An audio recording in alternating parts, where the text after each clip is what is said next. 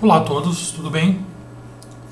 A gente vai fazer hoje uma aula bem rápida e simples, que ela complementa o que a gente viu na aula passada sobre o Google Earth e ela vai dar base para a atividade que a gente vai fazer assim que a gente voltar do recesso, agora de férias, né? O tema, ele é mapeamento, ele não é um tema 100% informática, tá? Ele é um tema que ele tem uma relação muito forte com o sistema de informação e acho que ele vai ser muito útil para vocês que agora precisam dominar um pouco mais a estrutura de como vocês vão estudar e o que vocês vão estudar, como dividir, como fazer alguns resumos, como sumarizar uma coisa, né? Lembrando que eu sou o professor Ricardo, né, de informática. Então esse conteúdo eu vou disponibilizar ele online hoje, que é dia 14. Ele consta para o dia 15, quando a gente vai ter a nossa última live, antes das férias. E o trabalho eu vou só passar quando voltarem as aulas. O plano inicial era dar o trabalho já amanhã, mas o cronograma mudou. E aí a gente está se adaptando a isso, tá bom? O que é um mapa? Como surgiram os mapas e por que eles são importantes? Essa é uma atividade de geografia. Provavelmente todos os anos que eu dou aula já executou essa atividade de mapa. Tá? Mas a gente vai falar rapidinho porque a gente vai usar o conceito de mapa. Tá? Aí tem um exemplo de um mapa fictício ali. Não é uma região do planeta Terra, né? O cara criou, tem escrito orc aqui e tal, mas que eu achei que é legal a ilustração de que os mapas, eles a priori, eles eram feitos à mão, de acordo com um pequeno espaço que se tinha, e alguns cartógrafos iam recortando e juntando e costurando esses espaços, né? Então, o mapa ele é muito usado em geografia, como a gente já falou, e os mapas eles são uma representação visual de uma região. Essa região, ela, se for tipo São Carlos, é uma região em 3D, um mapa de São Carlos que você vê é em 2 dimensões, né? Que é um papel, certo? Aí tem uma coleção de mapas de geografia que vocês viram. Esses mapas não são o foco do nosso estudo, tá? Esses mapas é para mostrar que existem vários tipos de mapa, que nem todo tipo de mapa vai mostrar a mesma coisa, como por exemplo o hidrográfico mostra rio, você não vai saber onde começa um estado, onde começa o outro, se ele for puramente hidrográfico. Um mapa demográfico, às vezes ele pode mostrar uma cor mais escura para regiões mais habitadas e uma cor mais clara para menos. Enfim. E o mapa é uma palavra que deu extensão a outros conceitos.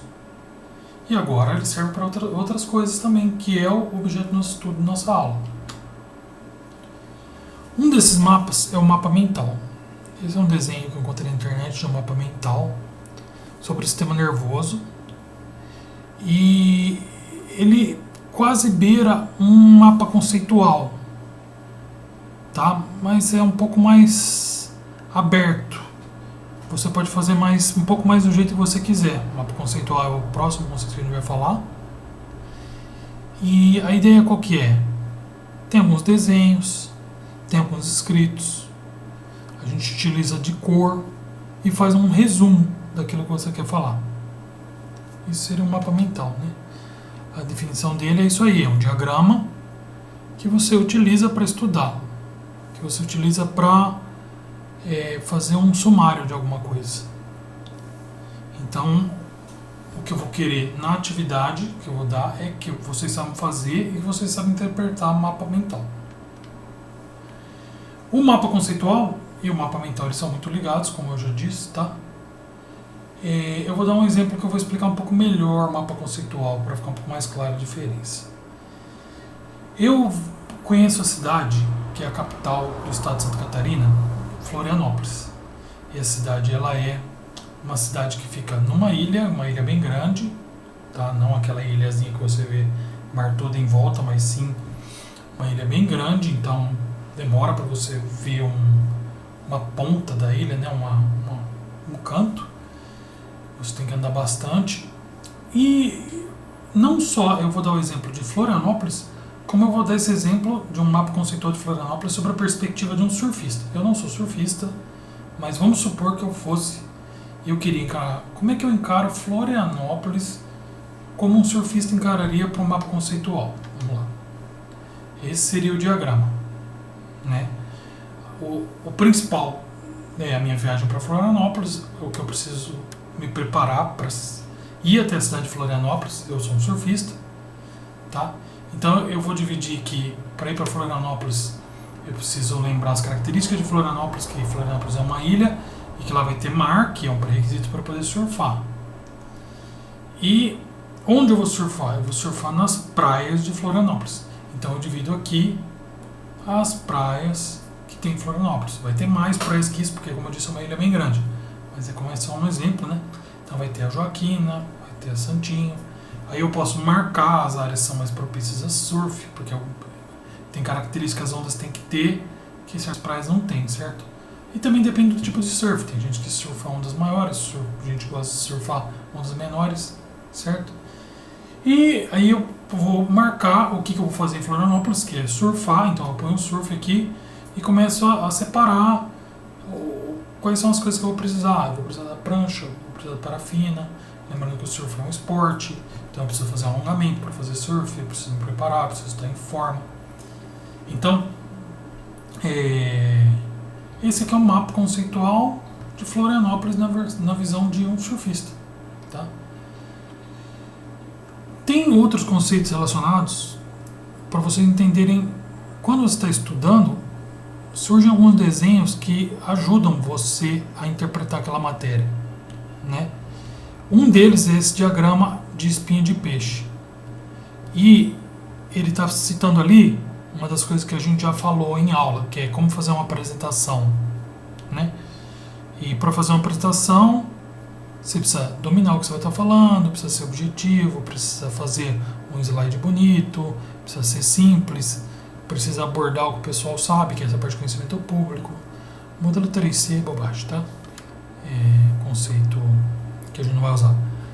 Então, para chegar numa boa apresentação, a gente usa isso aqui. Então esse diagrama ele serve para isso, tá? Existem outros tipos de diagrama que você usa muito, por exemplo, matemática, o diagrama de Venn. Esse diagrama ele serve para ilustrar conjuntos, principalmente quando alguns têm alguma parte em comum, que nem aqui o 5 e o 7 em comum entre o A e o B, e tem uma parte que também não é em comum, que seriam essa 1, 2, 3, 4 é somente do A, o 6, 8, 9 somente do B, né? Quando a gente faz um gráfico, a gente pode chamar esse gráfico também de diagrama, principalmente quando você complementa esse gráfico misturando um histograma, uma contagem, que é o caso aqui. Tem o gráfico da linha e tem o gráfico das barrinhas aqui embaixo com contagens, tá? A gente chama esse de diagrama de Pareto. O fluxograma, ele é um tipo de diagrama que usa muito em lógica quando você quer falar sobre uma coisa que acontece e termina, como um processo, fabricar alguma coisa, trocar o pneu de um carro, né? Aqui tem, a lâmpada queimou, então a lâmpada não funciona. Aí você vai, a lâmpada estava plugada, então você vai lá ver se ela está bem rosqueada. Não, então você rosqueia ela, pluga a lâmpada. Aí sim, ela está bem rosqueada. O bulbo queimou? Sim. Então você tem que trocar a lâmpada, certo? Não, compra uma nova. Esse aqui é o único jeito de fazer uma troca de lâmpada? Não, você poderia fazer mais passos. Por exemplo, você viu se o interruptor está quebrado? A gente sempre tende a fazer os passos que são mais importantes de acordo com o problema que a gente está lidando quando é um fluxograma.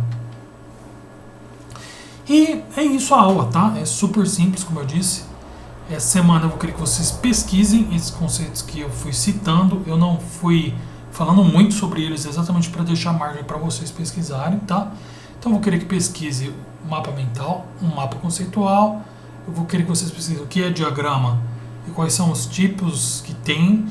Lógico que não é uma pesquisa que você vai precisar todos que existem no mundo, tá? Porque Diagrama é uma palavra que serve para muita coisa que a gente usa para esquematizar, né? E o que é fluxograma, que a gente citou ali, e tentar achar para você um exemplo de cada um deles acima, tá?